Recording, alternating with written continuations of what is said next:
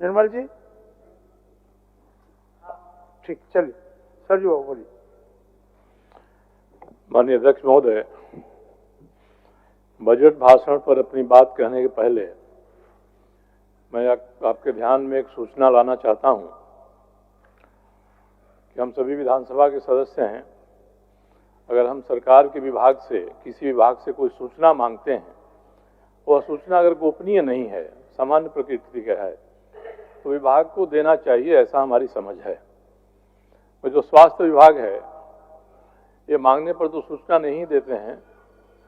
10 रुपया डाल के RTI में भी मैंने सूचना मांगा, 1 महीना से ज़्यादा हो गया, विभाग से सूचना नहीं मिली। चलिए चलिए, तो ये माननीय स्वास्थ्य मंत्री जी हैं, ठीक, चलिए, इसको ध्यान में रखें कि ये सूचना दिलवाएंगे या नहीं दिलवाएंगे, हम लोग का अधिकार है कि नहीं। ठीक ठीक, किसी विभाग से कोई सूचना प्राप्त करने का। चलिए, ये महोदय, इस पर निर्देश आपका हो जाए। नहीं, निर्देश सबके लिए समय नहीं सर जी, आपका विषय आ गया, माननीय मंत्री जी भी सदन के अंदर में है, वो भी सुन लिए, अब निर्णय उन पर है, आप बोलिए अपना। दूसरा महोदय, हम लोगों के सामने 2025-26 का कृषि बजट है। मैंने सरसरी निगाह से बजट के आंकड़ों को देखा है और 3-4 साल पहले भी जो बजट पेश किए गए हैं उनके आंकड़ों को, मजमून को भी देखा है। इसमें कोई एतराज नहीं कर सकता है कि बजट में जो सूचनाएं दी गई हैं, कई सूचनाओं को देखकर लगता है कि आंकड़ों को बदलकर पहले जो विश्लेषण था उसी तरह का विश्लेषण इस बार के बजट में भी दे दिया गया है। और कृषि के उत्पादन का जो इसमें आंकड़ा दिया गया है, उसको देखकर लगता है कि किसी साल हमारा खरीफ में, रबी में उत्पादन अच्छा हो जाता है, किसी साल कम हो जाता है, यानी एक स्टेबिलिटी नहीं है इसमें। तो इसका मतलब यही है कि हमको कृषि के उत्पादन के लिए और जो जरूरी चीज़ें होती हैं, खास करके पानी की व्यवस्था, वो पानी की व्यवस्था के बारे में हम लोग बिल्कुल नहीं कह सकते हैं कि हमने मुकम्मल तरीके से इसकी व्यवस्था कर दी है। वर्षा आधारित ही कृषि है इस राज्य की, और कृषि के उत्पादन में, कृषि के विकास में बढ़ोतरी हो रही है, इससे कोई इनकार नहीं कर सकता है। मगर एक हम ये भी ध्यान में रखें कि जो हमारा आर्थिक सर्वेक्षण प्रस्तुत हुआ सदन में, उसमें हमारी अर्थव्यवस्था की जो 3 क्षेत्र हैं, प्राथमिक क्षेत्र है जिसमें कृषि आता है। प्राथमिक क्षेत्र का योगदान हमारी पूरी राज्य की पूरी अर्थव्यवस्था में या GDP में वह कम होते जा रहा है, काफ़ी कम होते जा रहा है। एक तर्क दिया जाता है कि जब कोई समाज विकास करता है, उद्योग आदि बढ़ते हैं, व्यवसाय बढ़ता है, ट्रकों का परिचालन होता है, तो निश्चित रूप से उस क्षेत्र का विकास तेजी से होता है, तो तुलनात्मक तरीका से कृषि के विकास में कमी दिखाई पड़ती है, मगर इसमें वह कारण नहीं दिखाई पड़ता है। इसलिए एक बार हम लोग को ये देखना चाहिए कि बजट में कृषि को हमने जितने विभागों में बांटा है, यानी कृषि है और संबद्ध गतिविधियां हैं, तो कृषि पर ही केवल हम दृढ़ रहेंगे, उत्पादन बढ़ा रहे हैं, सिंचाई बढ़ा रहे हैं, फसलों का विविधीकरण कर रहे हैं, तो आज वह समय नहीं है। आज जो इससे संबंधित संबद्ध प्रक्षेत्र हैं, उनकी ओर भी ज़्यादा ध्यान देने की जरूरत है। कृषि का जो उत्पादन हमारे यहाँ होता है, उसमें हम कितना उत्पादन को कंज्यूम करते हैं, अपने खाते हैं, हमारी जो जनसंख्या है उसको खाने के लिए कितना अनाज चाहिए और हम कितना अनाज पैदा करते हैं, इसका भी फार्मूला है। इसके आधार पर हम देख सकते हैं कि हम उत्पादन में आत्मनिर्भर हैं कि नहीं हैं। तो हम आंकड़ों को देखकर लगता है कि हम आत्मनिर्भरता के समीप हैं। और भोजन के लिए जो हमारी खाद्य सुरक्षा की व्यवस्था है, उसके माध्यम से, राशन दुकानों के माध्यम से भी आजकल पर्याप्त अनाज मिल रहा है। इन दोनों को हम जोड़ देते हैं तो जो हमारे उपभोग से अधिक जो अनाज आता है, उस अनाज का लाभ हम कृषि व्यवस्था में या कृषि की अर्थव्यवस्था में कैसे ले पा रहे हैं। इसका बाजारीकरण हो रहा है, इसका व्यापार हो रहा है, इसको बेचकर किसान या खेती से जुड़े लोग समृद्ध हो रहे हैं। इसका एक विश्लेषण होता तो अच्छा रहता, जो कि नहीं है, पहले के बजट में भी नहीं है, इसमें भी नहीं है। आगे अगर हम इस पर विचार करें तो मुझे लगता है कि सरकार को ध्यान में रखना चाहिए कि हम जो उत्पादन करते हैं हमारे उपभोग से अधिक है, क्या हो रहा है उसका। अब अनाज के लिए कृषि बाजार समिति बनी हुई है, बजट में भी एक पन्ने में कृषि बाजार समिति की भूमिका को निपटाया गया है, जिसमें अधिकांश उसका स्ट्रक्चरल ढांचा ही दिया हुआ है, क्या स्ट्रक्चर है, कैसा है। मगर कृषि उत्पाद बाजार समितियां बिल्कुल अनुपयोगी हो गई हैं आज की डेट में। बाजारों से टैक्स वसूलने के अलावे कोई दूसरा काम नहीं है इनका। ये किसान की सहायता किस रूप में करेंगे, किसान के यहाँ जो भी उत्पादन हो रहा है वो उत्पादन बाजार में जाए और किसान को अच्छा मूल्य मिले। केंद्रीय सहायता से, केंद्रांश से कई योजनाएं हैं, देखने में अच्छा लगती हैं, पर हम उसका कितना उपयोग यहाँ कर पा रहे हैं इसका भी कोई विश्लेषण इसमें नहीं है। एक तो उत्पादन में निरंतरता रहे, तभी हम कह सकते हैं कि हमारी कृषि आगे प्रगति कर रही है। जो हमारे संबद्ध क्षेत्र हैं उन क्षेत्रों में जो विकास हो रहे हैं, इसमें दिखाया गया बहुत अच्छा विकास हो रहा है, और उस विकास का उत्पादन करने वाले को क्या लाभ मिल रहा है, क्या फायदा मिल रहा है। जो वर्ग उत्पादन कर रहा है संबद्ध गतिविधियों में, उस वर्ग की स्थिति क्या है, एक इसकी भी स्टैटिस्टिक्स जुटानी चाहिए सरकार को, चाहे कृषि विभाग जुटाए या कोई और विभाग जुटाए। अब पहले कृषि क्षेत्र में जितने फसल बोने वाले क्षेत्र थे उनका बुआई के पहले एक सर्वेक्षण होता था और उसके आधार पर हम निकालते थे कि हमारी उत्पादकता कितनी है, उत्पादन कितना है। उसका थोड़ा भी जिक्र बजट में नहीं है। ये होना चाहिए, रहता तो बेहतर होता। अब आज की तिथि में कृषि के साथ जुड़ा हुआ जो सहकारिता का क्षेत्र है उसका महत्व तो बहुत अधिक है, मगर इसमें जो जिक्र है बजट में आपके सहकारिता बैंक से लेकर और नीचे की सहकारिता लैंड पैक्स तक, ये पता नहीं चलता है कि उनका स्वास्थ्य कैसा है। अगर प्राइमरी एग्रीकल्चर कोऑपरेटिव सोसाइटीज किसानों को लाभान्वित करेंगी और ये प्रयास करेंगी किसानों को उपज अपना बढ़ाने के लिए उनके दरवाजे के नज़दीक और एक जगह पर, यानी at one roof and at the door step, ये सुविधाएं हम उपलब्ध करा रहे हैं कि नहीं करा रहे हैं। जो कृषि ऋण मिल रहा है वो किसानों को इस रूप में मिल रहा है कि नहीं मिल रहा है। बड़ा क्षेत्र इस राज्य का है जो जैविक खेती के लिए मुफीद है, यानी वहाँ अभी तक रासायनिक खाद पहुँचे नहीं हैं, कीटनाशक पहुँचे नहीं हैं, इस कारण से वो वर्जिन क्षेत्र है। तो उस क्षेत्र को हम जैविक खेती के रूप में बढ़ावा दें और उसकी मार्केटिंग करें। उससे जो उत्पादन है केवल राज्य में नहीं, राज्य के बाहर भी जाए। कृषि उत्पादन बाजार समिति कर सकती है तो करे, नहीं तो इसके लिए कोई दूसरा इंस्ट्रूमेंट बनाना चाहिए सरकार को, ताकि इन सबसे किसानों को और खेती में उपज करने वाले लोगों को इसका लाभ मिले, इसका फायदा मिले। ये दिखाई नहीं पड़ता है इस बजट में कोई ऐसा ढांचा दिया गया है। तो मेरा आग्रह होगा सरकार से कि हम चाहते हैं कि हमारे अर्थव्यवस्था का जो प्राथमिक क्षेत्र खेती है इसका विविधीकरण हो, इसके उत्पाद का बाजार ढूंढा जाए, झारखंड में, झारखंड के बाहर।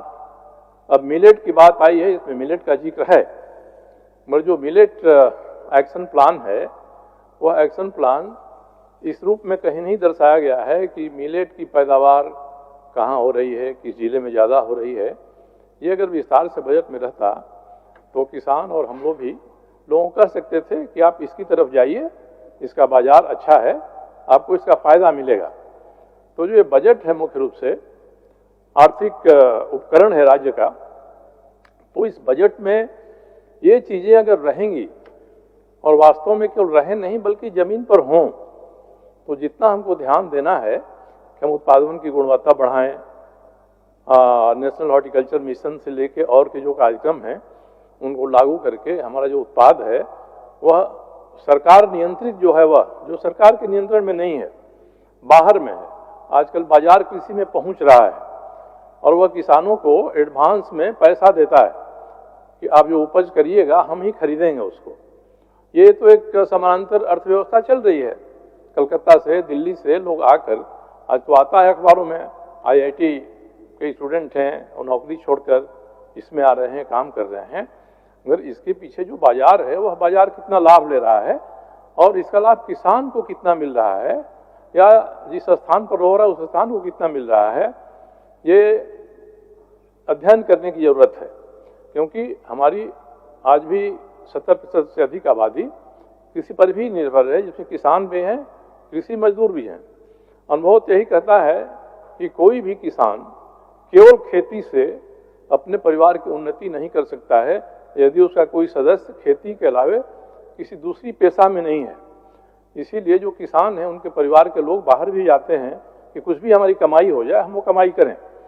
तो एक मुझे लगता है कि झारखंड जैसा राज्य है जहाँ कृषि के विविधीकरण का बहुत स्कोप है, जहाँ जैविक कृषि के विकास का बहुत स्कोप है और जो कृषि के अन्य समृद्ध प्रक्षेत्र हैं, मत्स्य पालन से लेकर दूध पालन तक, उसका भी बहुत बड़ा स्कोप है। इसको सरकारी तंत्र में हम कैसे संश्लेषित करें ताकि इसका लाभ दिखाई पड़े, नहीं तो सरकारी प्रयास से उतना फायदा नहीं होगा। और जो बाजार है वह बाजार तो देखता है कहाँ जमीन उर्वर है, हम वहाँ पहुँचे, वहाँ मुनाफा कमाएं। मान्य सर। तो बाजार का उद्देश्य महोदय अपना मुनाफा ज़्यादा करना होता है। तो सरकार क्या प्रयास करे कि बाजार का मुनाफा का एक बड़ा हिस्सा भी किसान को मिले। ये मुझे लगता है कि या तो कृषि विभाग स्वयं करे या कृषि विभाग कोई संस्था बना दे, वह संस्था इसको करे और कृषि विभाग नियंत्रित करे। यह होगा तब सरकारी प्रयत्नों से किसानों को लाभ पहुंचाने की बात हम कर सकते हैं। और ये जो थोड़ा हम लोगों को ध्यान देना चाहिए कि जो हमारी परंपरागत इस तरह का रिपोर्ट बनाने की जो बात बहुत समय से आ रही है, थोड़ा उसमें परिवर्तन करना चाहिए। एक विश्लेषण भी इसमें डालना चाहिए, इस विश्लेषण ताकि हम लोग कुछ निष्कर्ष निकाल सके। मान्य ले मैंने सामान्य आदमी भी जानकारी प्राप्त कर। महोदय इतनी बातें कहनी थी महोदय, बहुत बहुत धन्यवाद। मान्य सदस्य दशरथ गोगराय। अध्यक्ष महोदय, अब हुए सरकार के द्वारा वित्त मंत्री के बजट भाषण पर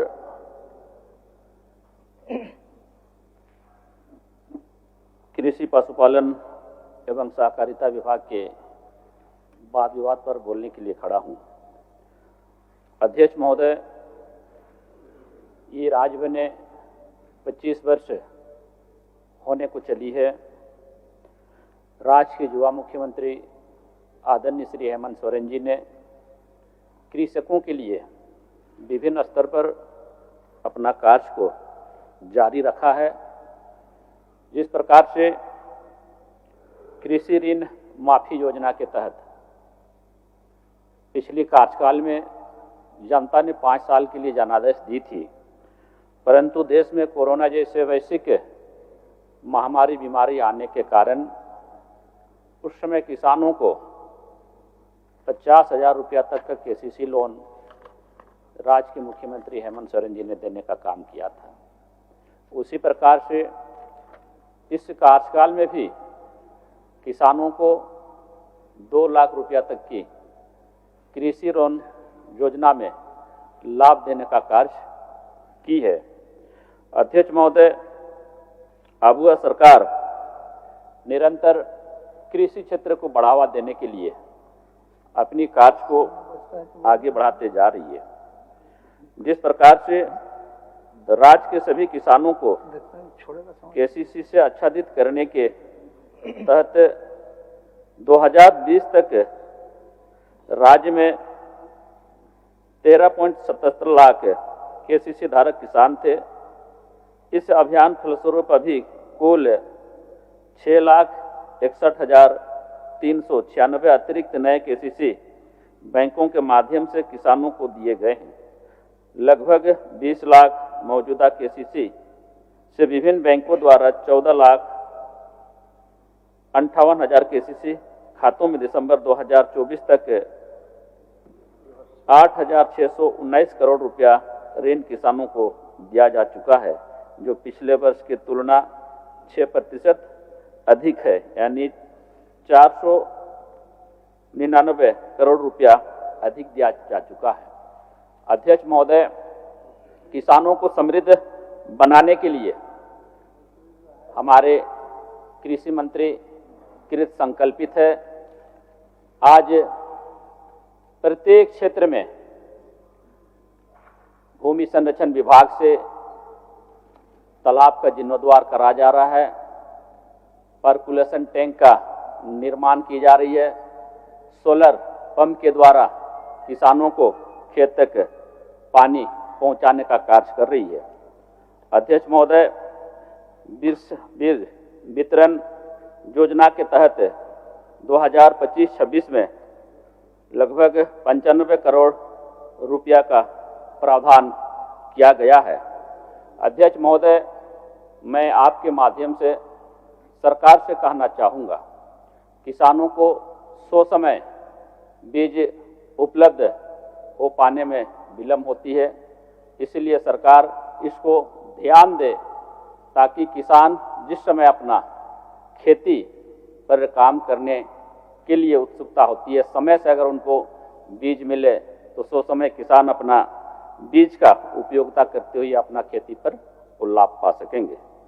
अध्यक्ष महोदय, मुख्यमंत्री पशुधन विकास योजना के तहत पूरे राज्य भर में किसानों को सुकर पालन के लिए, बकरी पालन के लिए, गव्य पालन के लिए सरकार 90% के अनुदानित दर पर ऐसे चीज़ों को किसान को लाभ देने के लिए जो योजना चलाई है, तो मैं चाहूँगा, क्योंकि जिन जिन क्षेत्र में जिस प्रकार के हमारे जो गव्य होंगे, बकरी होंगे, सुकर होंगे, वैसे वैसे क्षेत्र में वैसे वैसे चीज़ों को सरकार के द्वारा वितरित होती तो किसान उससे ज़्यादा लाभान्वित हो पाते। क्योंकि हमारा क्षेत्र जैसे कोल्हान क्षेत्र है, कोल्हान क्षेत्र में उस क्षेत्र हमारा पहाड़ी क्षेत्र है, वहाँ जैसे बकरी पालन के लिए सरकार के द्वारा जो बकरी दी जाती है वो बकरी बड़ा कान वाले होते हैं, तो बकरी हमारे क्षेत्र में उसका उत्पादन नहीं बढ़ पाती है। तो ऐसी स्थिति में सरकार को इस पर भी ध्यान देने की आवश्यकता है। जैसे बिरसा फसल बीमा योजना के तहत 350 करोड़ रुपया की बजटीय प्रावधान किया गया है। किसान समय पर अपना फसल बीमा करती है और हम चाहेंगे सरकार को भी समय किसानों को अपनी फसल बीमा का लाभ देकर के उसको लाभान्वित करने का काम करेंगे। अध्यक्ष महोदय, जिस प्रकार से विपक्ष के द्वारा जो कहा जाता है कि ये राज्य की सरकार केवल और केवल यहाँ राजनीति करती है, विकास का काम को आगे नहीं बढ़ा पा रही है, परंतु आज जिस प्रकार से यहाँ विपक्ष के लोगों ने सदन का वॉकआउट कर बाहर चले गए हैं, नहीं हैं, तो इसलिए मैं आपके माध्यम से ये कहना चाहूँगा, क्योंकि आज देश के प्रधानमंत्री जिस प्रकार से अन्य राज्यों को विकास के स्तर को जो आगे ले जाने का कोशिश कर रहा है, उसी प्रकार से इस राज्य के प्रति भी उनको ध्यान देने की आवश्यकता है। क्योंकि झारखंड एक काफ़ी उर्वरक राज्य है, किसानों के हित के लिए भारत सरकार को भी निश्चित रूप से ध्यान देकर के यहाँ के किसानों को आगे बढ़ाने के दिशा में राज्य सरकार को सहयोग करनी चाहिए। अध्यक्ष महोदय, मैं अपनी वाणी को यहीं विराम करते हुए आपको पुनः जोहार करता हूँ। मेरा धन्यवाद। माननीय सदस्य जयराम महतो जी, क्या कुछ बोल रहे हैं? महोदय, मैं आपके माध्यम से माननीय मंत्री जी को मैं बतलाना चाहता हूं सुझाव के रूप में कि पलामू जिला में सबसे ज़्यादा धान की खेती मेरे क्षेत्र में होता है, हुसैनाबाद में, नॉर्थ कोयल कैनाल से। लेकिन वहाँ धान क्रय केंद्र जो जितनी संख्या में खुलना चाहिए नहीं खोला गया है। दूसरा है महोदय कि जो सीड्स जाता है वो समय पर नहीं पहुँचता है, चाहे चना हो, सरसों हो, वो जब बोआ जाता है तब वहाँ पहुँचता है। वो एक दिन पहले एटीएम बीटीएम इनका जो है वो सूचना करेगा कि कल मीटिंग है, तो 9 बजे रात को सूचना करेगा, तो मैं माननीय मंत्री जी को आपके माध्यम से बतलाना चाहता हूं कि समय पर यह उपलब्ध कराएं ठीक। सीट्स को, और जो धान क्रय केंद्र है उसकी संख्या बढ़ाई जाए। हो गया माननीय मंत्री, जयराम जी।